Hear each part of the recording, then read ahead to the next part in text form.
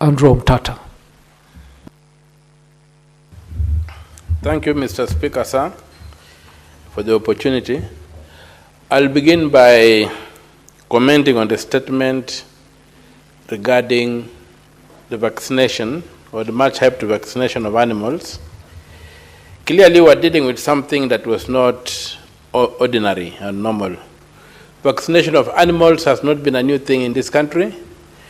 Animals are vaccinated and are usually handled by departments. But a nationwide, one-time vaccination of animals has never happened in this country, unless where we have got quarantines. And the quarantines are not new. Towns like Karatina are a corruption of the word quarantine, because they used to be major quarantine centers. And so, when we came up in this particular state, I would like the statement to really get out of where we are being persuaded to go, and tell us what was the emergency that required the head of state to personally take up and run with this particular vaccination program. What were the intentions? What were the expected outcomes? Because it was totally out of the ordinary. We shall have periodic vaccinations when there are outbreaks of diseases and what have you. But I cannot recollect a day when there was vaccination driven from State House. So that vaccination from State House is the elephant in the room, not just the question that we are whether or not animals will be vaccinated. Even today, animals are being vaccinated. I also would like to support the observations by Senator Olekina that we've got very many fake products on the markets. I don't know how the standardization or the inspection of these products are done, but there are many fake products, and many farmers have fallen victim to buying these products and administering to their animals, and they don't get the desired results. Associated with that is the cost of vaccination. Vaccinations have become very expensive, and ordinary farmers, most ordinary farmers cannot afford them. You even found when you have got the county governments, you'll find that county government officials who are employed to serve the public, at times those veterinary officers turn around and charge for their services. Some tell you we have gotten this, we have gotten that on our own, so we are charging a fee.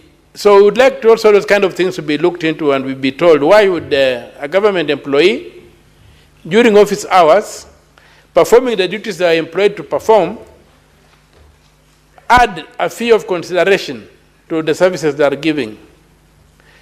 The other thing is qualification of veterinary officers. I had an incident personally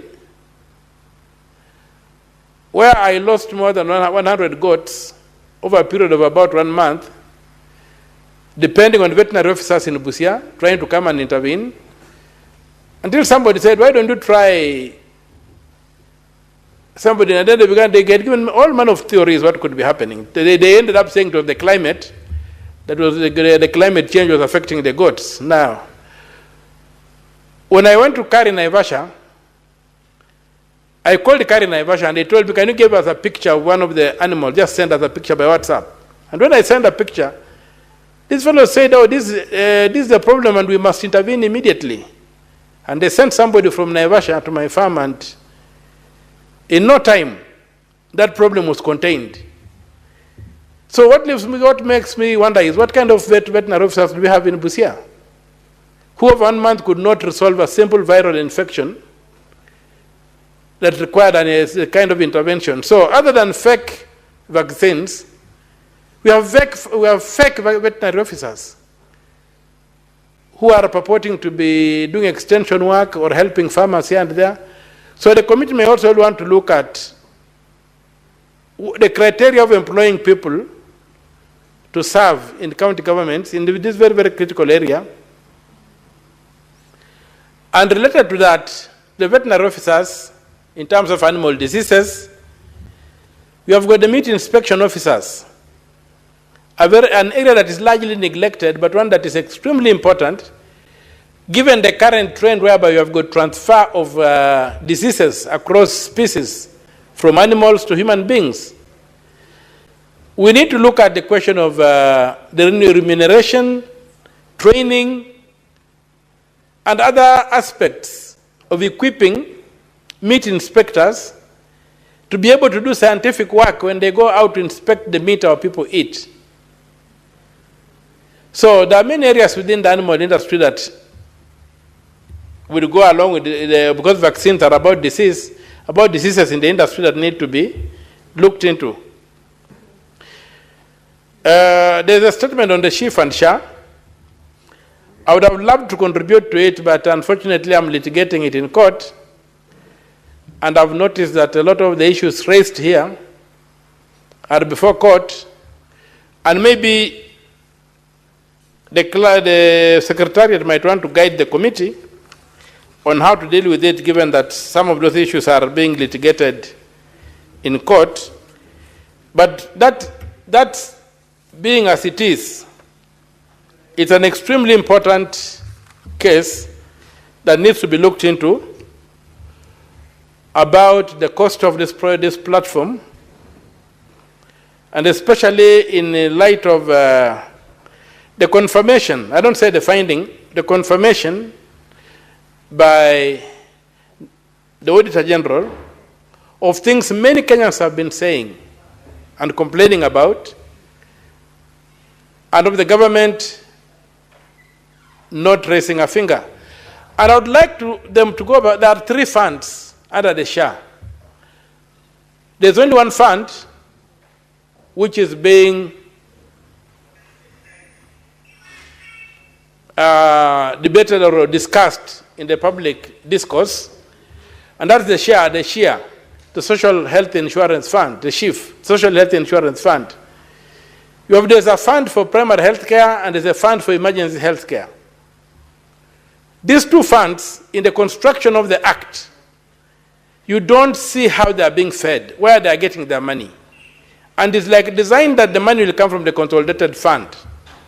Now, when you look at Article 206 of the Constitution, you'll find that all money raised by government is supposed to be deposited in the consolidated fund, except where Parliament excludes that money to go into special funds. So I would like the committee to look into that issue and tell this House, when that act was made by Parliament, and we created a fund, who is not being resourced? The SHIF, as we are debating and fighting it and whatever, it's designed that it will be funded from premiums, which people will pay. That's okay for setting up a fund in terms of the law. But the 2 other funds do not have a mechanism of feeding them or resourcing them. So where will that money come from? It cannot come from the consolidated fund, because Article 2, Clause 6 is an absolute bar. It says where Parliament sets up a fund, it must also set up a mechanism. Parliament can set up a fund to exclude money from going into the consolidated fund. It does not say that Parliament will set up a fund to draw money from the consolidated fund. And yet, under the SHA arrangement, we have 2 funds designed to get money from the consolidated fund. What is the information? What informs that kind of disregard for the Constitution? And if you go further and look at the Public Finance Management Act, go further and look at the Public Finance Management regulations, you find that they underscore that word, that if a fund is set up, it must be resourced by the legislature. The Parliament must say where the money will come from. So as the committee looks at this particular issue of SHIF, rather the SHA, not SHIF. SHIF is just one of the funds. SHA is the act. You have the Social Health Authority Act, which is the umbrella law. You have the Social Health Act, which also creates Social Health Authority, under which the Social Health Insurance Fund is created as one of the 3 funds. And in this particular case, I'm trying to help. I want the committee to focus on these two other funds that are lying there, that are hidden in the law, and that are designed to get money from the consolidated fund. How that will be done, I don't know. And I hope it will not be considered that they are what we would call, which are anticipated under Article 223 of the Constitution, where we have got unforeseen circumstances, where then a supplementary budget can be made to provide money to unforeseen circumstances. I hope those two funds are not placed there as unforeseen circumstances that will be used to draw money from the consolidated fund. The question of transport, the statement by Professor Agenda, Port Victoria, not Port Victoria, in Kisumu, the Kisumu port. I'm sorry to have used the word Port Victoria because, you know, Busia has got a lake and the Port Victoria was in Busia, not in Kisumu. So I'm a bit confused there, but Professor raises a very important point in terms of the Kenyan economy as a transit economy. Our economy is largely a transit economy. If you look at what we call the economy of Kenya today, is where the Uganda Railway passed. The railway passed from Mombasa going to Uganda. That's where we have what you call the Kenyan economy today. So that corridor is very important. When you look at the traffic on that road, on our roads, the most common vehicle is the trailer, carrying goods into the hinterland or carrying empty containers from the hinterland back to the coast. Kenya's place of advantage is being challenged by the emergence of Tanzania, the ports in Tanzania. We should also wake up and look at the fact that the Tanzanian territory is largely flat and is easier to transport across. But the Kenyan territory is a bit steep. You have to cross the Rift Valley, you have to go, and when you go to the Ugandan side, it becomes a bit steep. So we need to look at how do we expand our infrastructure. The standard gauge railway, the meter gauge railway, and the roads. We should not neglect the roads. We should have a deliberate move to dual the road from Mombasa to Nairobi to Nakuru, and then branching off to Kisumu and to Eldoret, then to Busia from Kisumu, and to Malaba from Eldoret, so that we can preserve our comparative advantage over. Senator Omtatah, due to time, I would have to ask you to conclude so that we can give the other two senators who want to speak on the statements. I'm well guided. An opportunity, thank you. Thank you, Mr. Speaker. So that by dualing these roads, we continue giving, we invest in efficiency to be able to compete with the natural terrain that Tanzania has. We have got this other road that goes through Namanga. If you look at the Kenyan side, the road funded by the same funder, the Tanzanian side, the road is wider, the road is smoother, the road has got no potholes. On the Kenyan side, the road is already breaking up, the road is narrower. Who cast us? Why are we having this? So let us invest in this infrastructure, knowing that our country cannot even produce enough food. We provide on the service industry. We must also go back and focus on the LAPSET. Open up the northern corridor so that we can have another artery of business from Lamu, going all the way and opening up those sides of Somalia.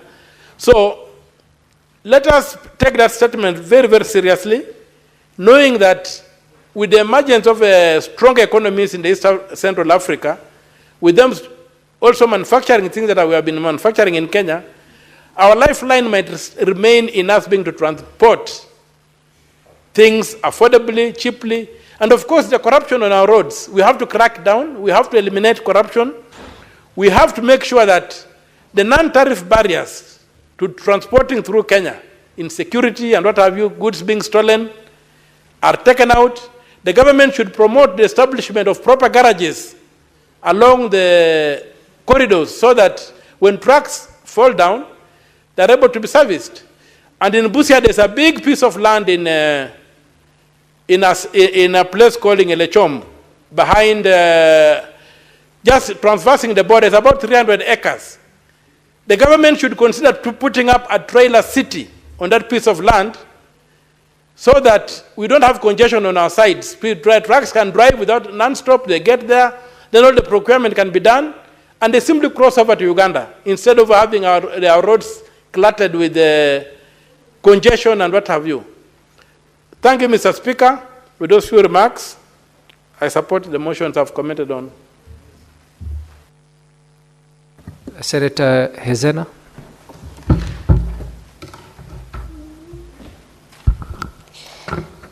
Thank you, Mr. Speaker. And I rise to contribute to the statement by Senator for Marsabit County, Senator Chute, on the ongoing livestock vaccination program in the country. Mr. Speaker, we know that about 22 million livestock exist in Kenya, and about 9 million Kenyan citizens identify themselves as pastoralists. And about 4 million of these citizens fully and entirely and solely depend on pastoralism as a means of livelihood. And therefore, when we talk about mass livestock vaccination, without making it clear on what diseases, specific diseases, we are vaccinating our livestock against, that directly endangers the existence of this pastoralist. And we are